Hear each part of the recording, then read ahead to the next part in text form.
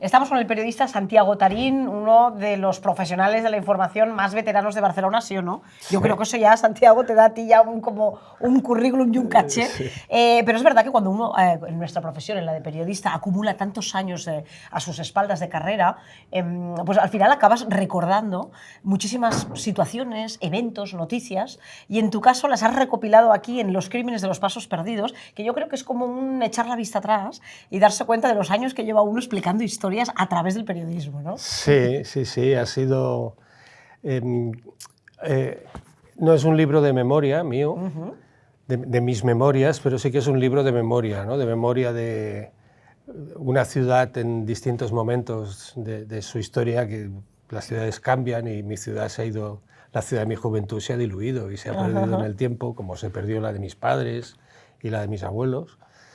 Pero yo creía que valía la pena pues recordar pues esos sucesos que ocurrieron y cómo era la ciudad, pues por ejemplo en los años 80, ¿no? ¿Qué pasaba aquí en los años 80? Hay gente que ni lo sabe porque hay mucha gente joven que no lo ha vivido, ¿no? Y es volver la vista atrás y explicar a través también del suceso o del juicio cómo era la sociedad de esta ciudad en un momento determinado, ¿no? Que para eso creo que también sirve la crónica negra. Santiago, es que el periodismo de sucesos, ¿no? El que sigue un poquito la actualidad más dura, más difícil, Sí. con esas noticias que nos impactan, ¿no? De asesinatos, de robos, de situaciones que sobrepasan, ¿no? Muchas veces la realidad, como dicen del cine, ¿no? Lo cierto es que eso es una radiografía, lo que dices tú, ¿no? De una época, de una sociedad, Sí. de un tiempo. Y Barcelona, a nivel delictivo, también ha ido cambiando, ¿no? Sí, ha cambiado mucho. Barcelona, no sé por qué, su crónica negra siempre ha sido fundamental para cualquier medio de comunicación, más que ninguna otra ciudad de España en este sentido, ¿no? Yo creo que lo que ha habido aquí, no sé por qué, tampoco se ha reproducido exactamente en otros lugares de España, pero sí que es cierto que hay un tipo de criminal que ha desaparecido con el tiempo de la misma manera que ha desaparecido la ciudad.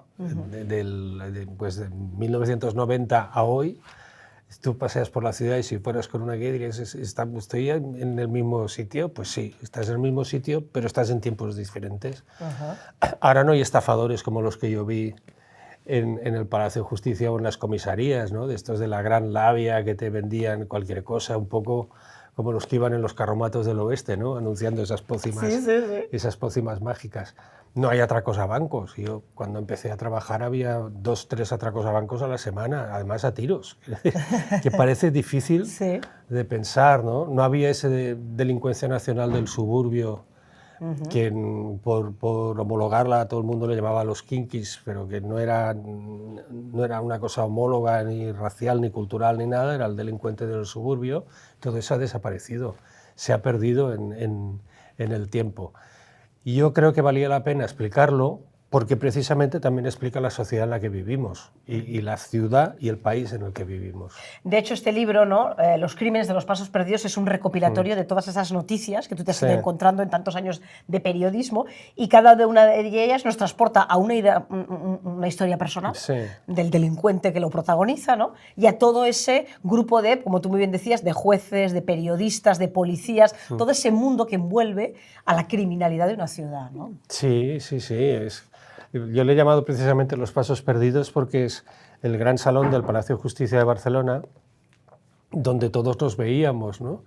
Y donde pues, se podía acceder a diferentes salas de juicios y por donde te encontrabas pues, a los delincuentes, a las víctimas, a los testigos, a los jueces, a los fiscales, a los abogados defensores.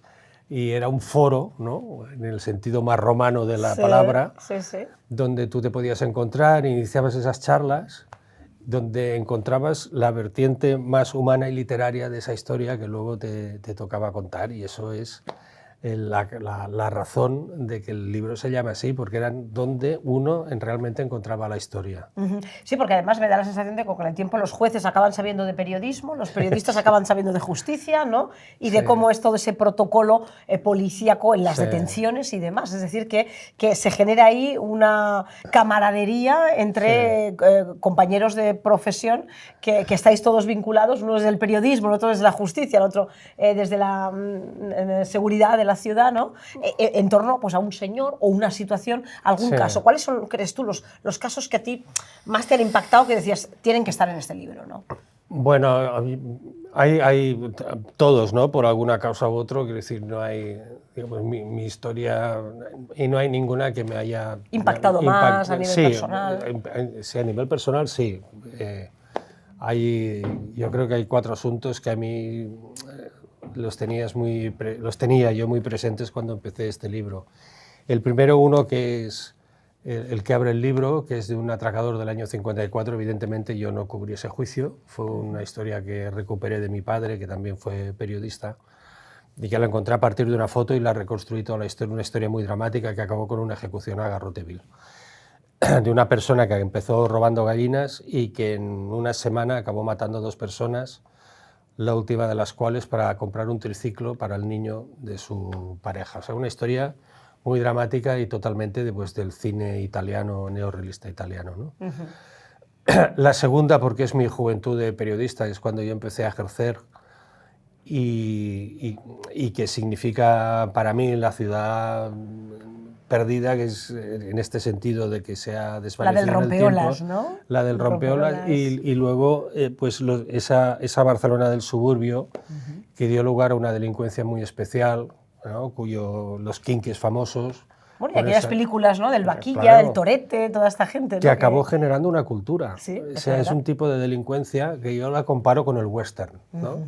Que se ha creado una cultura a partir de una historia particular, ¿no? De un grupo de gente, pues que eran esos delincuentes suburbiales que protagonizaron 10 años de la Crónica Negra y que son de alguna manera nuestro western, ¿eh? Y que para mí es el emblema de los 80, porque fueron los delincuentes patrios más conocidos, ¿no? Hay alguien que decía que cada momento de la historia de España necesita un torero y un delincuente. Pues los 80 necesitaron a los kinkis, a los 70 ¿no? a los 80. Bueno, se hicieron películas incluso, se hicieron ¿no? muchísimas. Que ahora vemos a veces y las recordamos y podemos ver una Barcelona que ya no existe, ¿no? Gracias al cine, ¿no? Bueno, se hicieron películas, se hizo música, se hizo literatura. Es que generó mucho el kinky, ¿no? Porque era nuestro John Wayne, o más que el John Wayne, el malo de las películas de John Wayne, ¿no? Sí. Y además a mí me generaban una cierta compasión, porque claro, yo fui a ver esos barrios donde ellos vivían. Y claro, veías pues chabolas, veías calles sin asfaltar, que no había alumbrado, a lo mejor el alumbrado era un desastre y no había alcantarillado en muchas de ellas. Una Barcelona todavía medio hacer en esos barrios, anterior a los Juegos Olímpicos. Sí. Y entonces tú pensabas, bueno, si yo hubiera nacido aquí en la familia del Vaquilla, yo jamás hubiera ido a la universidad, jamás hubiera escrito, ¿no? Sí. Y pensabas que la vida tiene eso de aleatorio en el lugar donde naces y te hacía sentirte un privilegiado, pensar, bueno, qué gran vida he tenido yo, que he comido caliente cada día y he dormido en una buena cama, ¿no? Esa es otra de las historias que a mí me tocaron, me ¿no? tocó, porque es mi vida también, de alguna manera, ¿no? Yo no he sido un kinky ni he sido un delincuente, pero sí que he vivido la juventud que tuvieron ellos y los he visto en las cárceles, los he visto en todo, ¿no?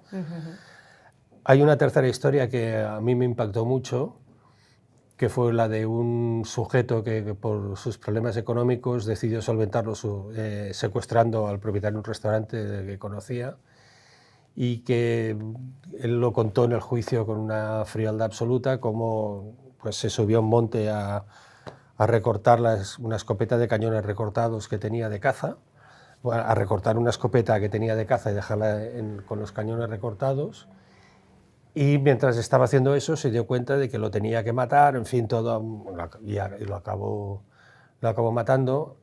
Y para mí, claro, fue una de las pocas veces, porque por fortuna esto no lo ves mucho, lo ves, pero no mucho, donde tú te encuentras de frente con el mal, ¿no? El mal absoluto, el mal encarnado en una persona. Y dices, bueno, este tipo, claro, si yo tengo problemas económicos, miraré de solventarlo, pues, no sé, con algún amigo, ¿no? De alguna trabajando de alguna manera manera que no sea matando a una persona y tirándola en un estercolero, ¿no? Y que te acabas encontrando con una persona que es en la cual anida el mal. Y eso, claro, acaba impresionando mucho. Sí, también te lleva a grandes reflexiones sobre la humanidad, sobre cómo somos las personas y demás, ¿no? Bueno, esa es una fracción, por fortuna, pequeña de lo que ves en los tribunales a diario, porque incluso a veces en los asesinatos encuentras que hay una explicación, no una justificación, pero una explicación. ¿no? Un porqué, ¿no? Pero claro, cuando no hay un porqué, es lo más aterrador que puedes ver cara a cara, ¿no? Y en este yo creo que no había un porqué, porque no justificaba que tuviera un problema económico para cometer ese delito, ¿no? Con una persona inocente, además. Una persona que nada, a la que veía pasar en coche y que le había servido el café del desayuno. Y la última que a mí también me impactó mucho fue la de un emigrante ganés que se llamaba Samuel Yau y que fue quemado vivo en una Nochebuena en la Plaza de Castilla, aquí en Barcelona. Ostras. Y que nunca se supo quién lo hizo. La única persona a la que tuvieron la absolvieron porque la verdad es que no había mucho que se pudiera demostrar que había sido él. Un crimen atroz, ¿no? Un crimen atroz, porque claro, que te quemen vivo es una muerte atroz. Atroz, sí. Lo consulté con médicos y es difícil pensar en una muerte más dolorosa. Y claro, este hombre, yo conseguí encontrar a los curas que le atendían, porque era un indigente. Y claro, nadie sabía, todo el mundo suponía que había llegado en una patera, porque vino desde Ghana hasta Barcelona. ¿En qué año fue esto, más o menos, recuerdas? Pues debía ser en el 90 y poco. No, a mediados de los 90 o casi 2000. Y bueno, pues acabó quemado en una plaza en Barcelona. Y claro, si yo me sentí privilegiado hablando de los quinquis, ya me sentí millonario cuando te das de repente con una historia de un pobre hombre que busca una prosperidad, ¿no? Un paraíso que no existe. Se viene hasta Barcelona, tuvo de reconstruir sus pasos a través del relato de otros emigrantes de Ghana, ¿no? Que vienen a pie hasta Mauritania o Marruecos, ¿no? Y se dice fácil, pero... Sí, camina media África, camina ¿no? media África. Para intentar llegar al primer mundo, ¿no? Y llegan aquí y yo me permito incluso hacer un poco de ironía, pero hay una frase de Groucho Marx, ¿no? Que dice: he conseguido pasar de la nada a la más absoluta miseria, ¿no? Sí. Y claro, te das cuenta de que esta gente pasa de la nada a la miseria, porque los vemos cada día en nuestras calles, ¿no? Y entonces sí que ya dices, bueno, si me siento afortunado conociendo la historia de los quinquis, ya después de esta te das cuenta de que... lo que me aterrorizaba en el sentido de decir, bueno, nadie sabrá que ha muerto. Claro. Seguramente ni su familia en Ghana lo conocerá nunca, que este chico murió quemado aquí en Barcelona. Santi, yo creo que también es la magia de nuestra profesión. Yo ahora estoy hablando contigo, aprendo cosas. Los periodistas siempre tenemos la oportunidad de hurgar, meternos por un momento, mirar, ¿no?, por la mirilla otras vidas, ¿no? Y que nos lleva a grandes reflexiones, ¿no? A ti te ha llevado a estas, a esta entrevista que yo te estoy haciendo a ti, a mí me llevará a otras, y espero que los que estén en casa también les sirva, igual que este libro, porque con este libro irán repasando grandes capítulos, ¿no?, de la crónica, del periodismo de sucesos relacionado con Barcelona, con lo cual es un gran viaje por nuestra ciudad, ¿no? Por nuestra ciudad, pero... o por la parte un poco más gris, ¿no? Yo creo que es un viaje por nuestra vida, por nuestra memoria y por un tiempo pasado que es el que fue y que vale la pena recordarlo. Yo no creo que un periodista de Nueva York hubiera hecho un libro muy distinto, ni creo que un periodista de Bilbao hubiera hecho un libro muy distinto, porque al final lo que se trata es de reconstruir un tiempo y una sociedad, porque el suceso o el juicio te permite ver esa otra cara de la sociedad, la que complementa a los libros canónicos de texto y de historia, ¿no? Y es lo que he pretendido en este sentido, recordar que las cosas no simplemente eran blancas o negras, que pasaban, que había momentos y que había situaciones que vale la pena confrontar, ¿no? Todos esos barrios suburbiales frente a la Barcelona del lujo, ¿no? Bueno, en el año 54 ya es tremendo el primer relato que hago, ¿no? Porque claro, los libros hablaban de los periódicos te estaban contando las fiestas de la alta sociedad, mientras el protagonista de esto robaba gallinas. Es decir, no puedes... Era una Barcelona que depende de dónde fueras Claro. a parar, la zona, encontrabas muchas más diferencias, a lo mejor incluso de las que encontramos Yo hoy en creo- día, yo creo que que el transporte sí. público llega a todos lados, o a prácticamente... la sanidad, la todo, sanidad. ¿no? Pero vale la pena Sí. recordar que no todo era como se está... que hay partes que parece que se quieren obviar y no puede ser. Pues Santi, yo te agradezco muchísimo el que compartas con nosotros estos recuerdos. ¿Te ha costado o te lo has pasado bien? No, Recopilando noticias, me imagino quitando y desechando otras muchas para quedarte con esta selección, ¿no? Sí. Bueno, es un libro que ha nacido solo, ¿eh? Es un poco como lo que decía Gila, ¿no? Aquello del día que yo nací mi madre no estaba en casa, ¿eh? Pues a este libro le ha pasado un poco así, se fue haciendo solo y es que estaba ahí, es que no podía no hacerlo al final, porque decías, bueno, todo esto, como los periodistas y los reporteros, yo solo me considero un reportero, somos contadores de historias, ¿no? Somos como los antiguos trovadores casi, ¿no? Y yo creo que no podía Aquí dejar de hay contarlas. muchas explicadas, Sí. ¿no? Yo te lo agradezco porque además es un libro para tener en cuenta toda la gente que le gusta el periodismo, la información. Ahora que hoy en día corren tantísimos bulos, fakes por las redes sociales, libros como este que son joyas porque son selección de lo que salía, los titulares de verdad en los periódicos, ¿no? En esas hemerotecas. Las están recopiladas aquí y Santiago ha compartido con nosotros momentos, recuerdos de toda una vida de periodismo. Felicidades y Muchas gracias por gracias este libro. Gracias a vosotros. Los crímenes de los pasos perdidos.